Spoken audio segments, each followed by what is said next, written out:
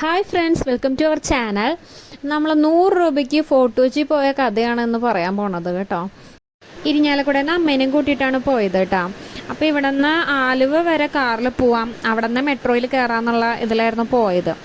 ആലുവ എത്തിയിട്ട് അവിടെ മെട്രോ സ്റ്റേഷൻ്റെ പാർക്കിംഗ് നോക്കിയപ്പോൾ പാർക്കിംഗ് ഫുള്ളായിരുന്നു.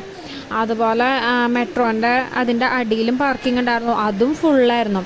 എല്ലാവരും ജോലിക്കാർ അങ്ങനെ അത്ര ചെയ്യണം. അവിടെ പാർക്ക് ചെയ്തിട്ട് കാറുകൾ പാർക്ക് ചെയ്തിട്ട് അല്ലെങ്കിൽ 2 വീലേഴ്സ് പാർക്ക് ചെയ്തിട്ട് പോവുകയാണ്, മെട്രോയിൽ പോവുകയാണെന്ന് വെച്ചാൽ ബ്ലോക്കൊന്നും കിട്ടാതിരിക്കാൻ വേണ്ടിയിട്ട് അവരങ്ങനെയാണ് ചെയ്യുന്നത്. അതുകൊണ്ട് ഭയങ്കര തിരക്കായിരുന്നു. ഞങ്ങൾ ഇവിടെ നിന്ന് ഇറങ്ങിയപ്പോൾ ഒരു 11 മണിയൊക്കെ ആയി. അതുകൊണ്ട് തന്നെ അവിടെ എത്തിയപ്പോഴത്തേക്കും ഒരുവിധം പാർക്കിംഗ് ഒക്കെ ഫുള്ളായിരുന്നു. അപ്പം ഞങ്ങൾ അടുത്ത സ്റ്റേഷൻ നോക്കാമെന്ന് പറഞ്ഞു. അടുത്ത സ്റ്റേഷൻ പുളിഞ്ചോട് നോക്കിയപ്പോഴും അവിടെ 2 വീലർ പാർക്കിംഗ് മാത്രമേ ഉള്ളൂ, കാർ പാർക്കിംഗ് ഇല്ല.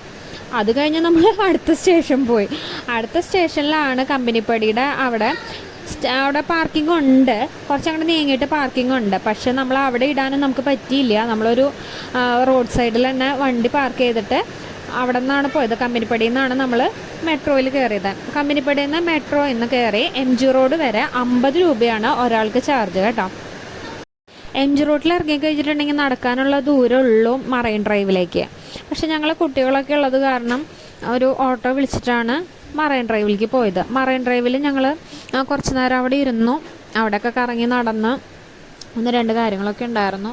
അതൊക്കെ കഴിഞ്ഞ് ഞങ്ങൾ അവിടുത്തെ വാട്ടർ മെട്രോയിൽ കയറി. വാട്ടർ മെട്രോ വഴിയാണ് ഞങ്ങൾ ഫോർട്ട് കൊച്ചിയിലേക്ക് പോയത്. വാട്ടർ മെട്രോന് ഒരാൾക്ക് 50 രൂപ തന്നെയായിരുന്നു. ഒരു 3:30-4 മണിയോട് കൂടിയാണ് ഞങ്ങൾ വാട്ടർ മെട്രോയിൽ കയറിയത്. അവിടെ ഒരു അരമണിക്കൂറിനുള്ളിൽ എത്തി. ഞങ്ങൾ അവിടെയൊക്കെ കറങ്ങി നടന്ന് കുറച്ച് ഫോട്ടോസൊക്കെ എടുത്തു. അവിടെ കുറച്ച് സാധനങ്ങളൊക്കെ വാങ്ങി തിരിച്ച് ഞങ്ങൾ ഇതേ വഴി തിരിച്ചു പോന്നു.